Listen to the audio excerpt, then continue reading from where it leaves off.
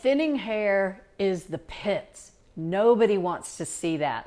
I'm going to show you 4 ways you can actually enhance your hair growth and your hair health. First of all, you got to know what causes it. Stress is one of the #1 causes of hair loss.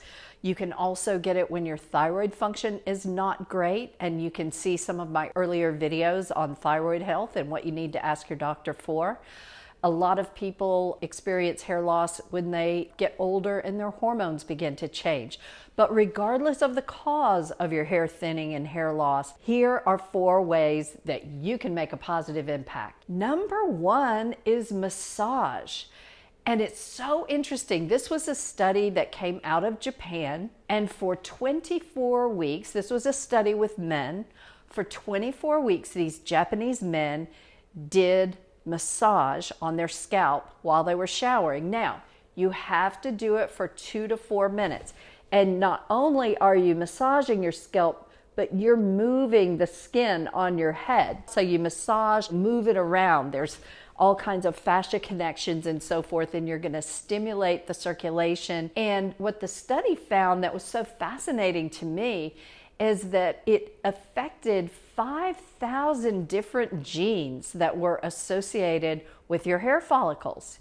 And some of those genes that promoted hair growth were actually reinforced. It's called upregulated, where you actually encourage the function of those genes. The genes that had to do with hair loss were actually downregulated, or in other words, they were made less impactful.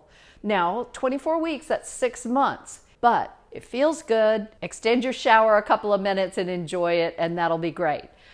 The next tip I want to give you comes from a woman who wrote a book called The Modern Rapunzel. And I had the opportunity to meet her and speak with her at length about this. This was during the pandemic, and lots of people experienced hair loss at that time. And so I was very interested in her take. One of her biggest factors was oils in the shampoo and conditioner products that you use.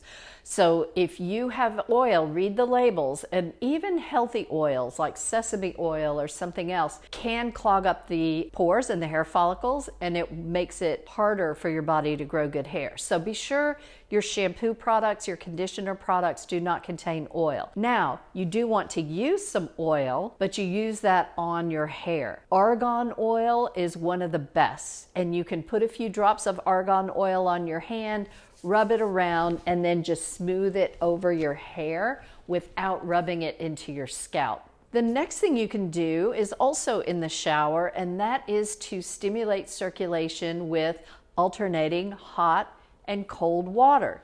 Now, this will not just benefit your scalp, this is good for your entire body.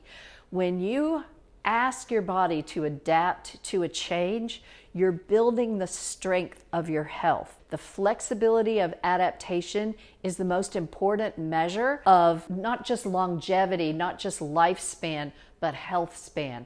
How healthy do you stay in those years that you're living? So you're going to turn the water up as warm as you can handle it, leave that for 30 seconds or so, then turn it down as cold as you can handle it, past the comfort zone for 30 seconds, and you go back and forth a couple of times there. The last tip is rosemary. The herb rosemary is very, very helpful when it comes to hair growth. In fact, many shampoos will add rosemary. If your shampoo does not have rosemary, you can add it yourself. Now, an essential oil is not the same as sesame oil, jojoba oil that has an oily feel to it. Essential oils are the essence of the plant that contains all the nutrients and scent chemicals.